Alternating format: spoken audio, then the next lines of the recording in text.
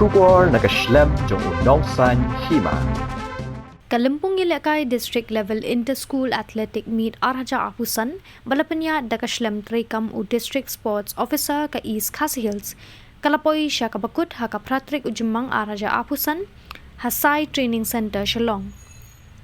Ha kaniga sinilay don lang u Additional Deputy Commissioner ka East Khasi Hills uba Ronison Walang u MCS, ha kabalay don lang u DSO uba o mautho kumju kinong irap kinong hikay bat ki khna jang ki saupun rutli ki school kaniga district watla ki we ki district kiladan tang kawai ga kanhun kabanra ya ka nam la do ne ka over champion Henry hapo East Khasi Hills lapia hala ki jang ki kerdan kibayo ya ka nam la do te kumta ha ka under 14 jang ki kinthei lara da ka St Mary's Higher Secondary School Shillong bat ka Elias Memorial Higher Secondary School Shillong bat ka Elias Memorial Higher Secondary School ha ka liang kishinrang ha ka under 16 lara da ka St Anthony's Higher Secondary School Shillong ha ka liang kishinrang bat ka Garo Union Secondary School ha ka liang ki kinthei Habapai shiki under 18 lara da ka St Mary's Higher Secondary School Shillong ha ka liang ki kinthei bat ka St Anthony's Higher Secondary School Shillong ha ka liang ki shinrang ya ka nam best athlete ha ka under 14 layo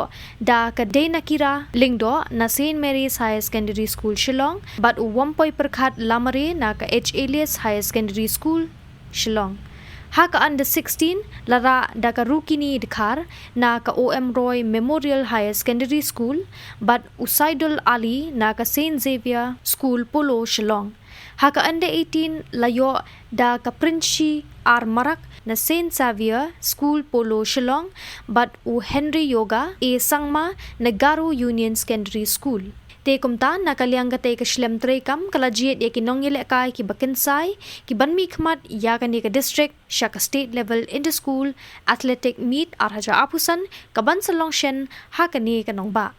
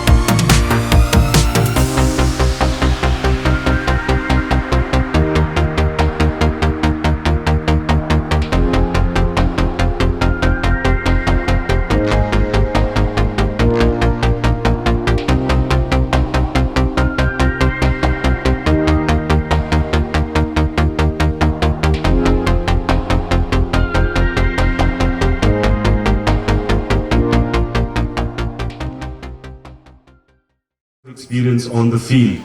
Please replicate that in your life. I'm pretty sure you will all be champions in your respective lives. Congratulations once again. God bless you. Hope to see you next year winning more medals. Thank you.